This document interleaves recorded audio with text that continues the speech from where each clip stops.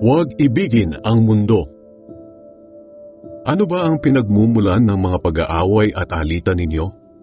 Hindi ba't ang masasamang kagustuhan na naglalaban-laban sa puso nyo? May mga ninanais kayo pero hindi nyo makamtan, kaya handa kayong pumatay dahil dito. May mga gusto kayong makuha at kapag hindi ito nangyari, nag-aaway-away kayo. Hindi nyo nakakamtan ang mga ninanais nyo dahil hindi kayo humihingi sa Diyos. At kung humihingi naman kayo, wala kayong natatanggap dahil humihingi kayo ng may masamang motibo para mapagbigyan ang sarili nyong kasiyahan. Kayong mga hindi tapat sa Diyos, hindi nyo ba alam na kaaway ng Diyos ang umiibig sa mundo?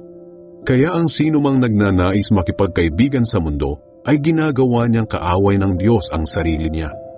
Huwag ninyong isipin na walang kabuluhan ang sinasabi ng kasulatan. Ayaw ng Espiritong pinatira sa atin na may kaagaw sa pag-ibig niya. Ngunit sapat ang biyayang ibinigay ng Diyos. Kaya nga sinasabi sa kasulatan, kinakalaban ng Diyos ang mga mapagmataas, pero kinakaawaan niya ang mapagpakumbaba. Kaya magpasakop kayo sa Diyos. Labanan niyo ang diablo at lalayo ito sa inyo. Lumapit kayo sa Diyos at lalapit din siya sa inyo. Kayong mga makasalanan, mamuhay kayo ng malinis, at kayong mga nagdadalawang isip, linisin niyo ang inyong puso.